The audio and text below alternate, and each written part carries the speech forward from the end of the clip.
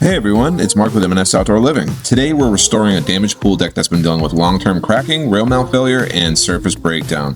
Before any repair can succeed, we start with a full pressure wash to remove dirt, algae, loose material, and anything that would prevent proper bonding. A clean surface is the foundation of every long-lasting repair.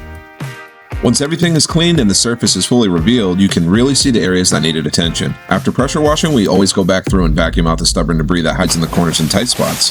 This step might look small, but it makes a big difference. Removing that leftover grit ensures that the repair mortar can bond correctly, prevents future lifting, and gives us a perfectly prepped surface to build on. Here we're demoing the failed concrete around the first rail mount using a Hercules handheld jackhammer.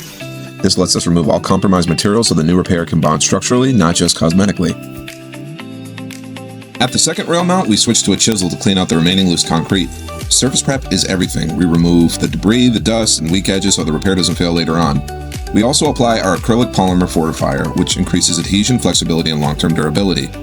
For this repair, we're using a polymer-modified repair mortar. This combination gives the patch greater flexibility, stronger adhesion, and improved resistance to future cracking.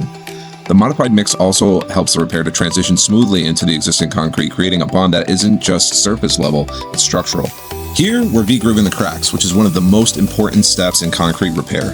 V-grooving opens a crack so it can properly accept caulking. If you don't widen the crack sits on the top instead of bonding inside, and the crack will just reappear. This step ensures the repair actually solves a problem instead of just hiding it.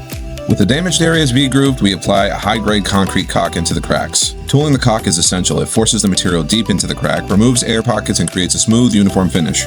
Tooling also helps the caulk cure correctly and prevents future separation. And voila! Here's the repair after curing, solid, bonded, and ready for coating. Now we begin painting the deck, carefully edging around the pool and lanai. This first coat seals the surface and creates a uniform base for the final finish.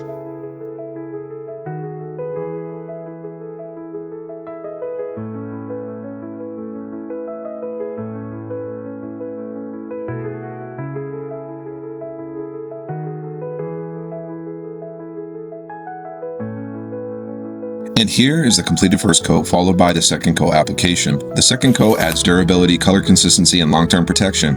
The final results speak for themselves. A safer, stronger, and better looking pool deck.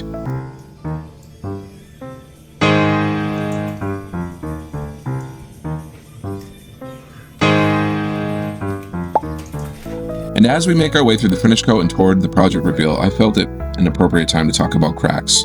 Cracks like these form over time from water intrusion, shifting soil, Florida heat cycles, and normal wear. Damaged concrete around rail mounts can become a safety hazard, especially near pools where stability matters. Restoring these areas prevents injuries, protects your investment, and keeps your outdoor space safe. We've made it. The final reveal. Thank you for coming on this journey with us here today. If you or someone you know has a damaged pool deck and you need a restoration of this magnitude, please don't hesitate to reach out to us. We are M&S Outdoor Living and we serve Highlands County, Florida.